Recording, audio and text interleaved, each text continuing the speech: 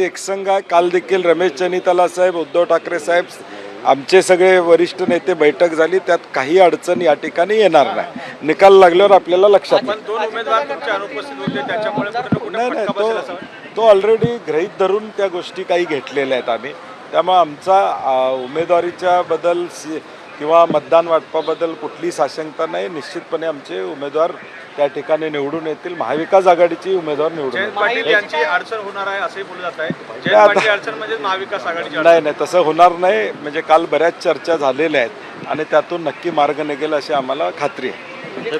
आज तो सिक्युरिटी ऍक्टचं तुम्ही घेतलं पाहिजे. त्या हिरामन घोषकर यांच्यावरती आपलेच नाही, मला वाटतं काल काही चर्चा झाल्या त्याच्यावर रात्री पण त्यांनी बाईट दिलाय. रात्री पण चर्चा झाली. तसं काही होणार नाही. त्यांचं मत असलं तरी खोसकर साहेब हे आमच्याबरोबर राहतील याची आम्हाला खात्री आहे. तर आपण पाहतोय सतीश पाटील हे माध्यमांशी बोलत होते. तर दुसरीकडे भाजप आमदारांची आता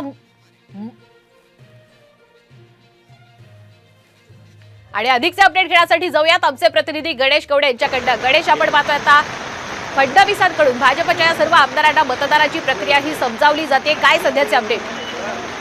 नक्कीच हे जे मतदान असतं हे प्रेफरन्सिंग मतदान असतं आणि ही प्रेफरन्सिंग मतदान कशा पद्धतीने करायचं याची खरं तर काल देखील आहे ती शाळा आहे या सगळ्यांची देवेंद्र फडणवीस यांनी आमदारांनी घेतलेली पाहायला मिळाली होती. आणि पुन्हा एकदा ही सकाळी देखील ही प्रक्रिया आहे ती समजून सांगितली जाते. कारण की जर अर्धा आणि एक मतांचा देखील आहे तो जर कोटा हल्ला गेला तर ह्याची मतं आहे ती विभागली जातात आणि त्यामुळेच कुठेतरी ही जी प्रक्रिया आहे की कशा पद्धतीने मतदान करायचं, जर आपण काय केलं तर हे मतदान बाद होऊ शकतं, ही सगळी प्रक्रिया आहे ती देवेंद्र फडणवीस स्वतः सर्व आमदारांना आहे ते समजवताना पाहायला मिळत आहेत.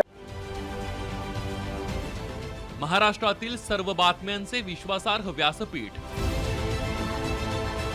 सकाळच्या सर्व सोशल मीडिया प्लॅटफॉर्मला लाईक, फॉलो आणि सबस्क्राईब करा. तसंच सर्व नोटिफिकेशनसाठी बेल आयकॉन प्रेस करायला विसरू नका.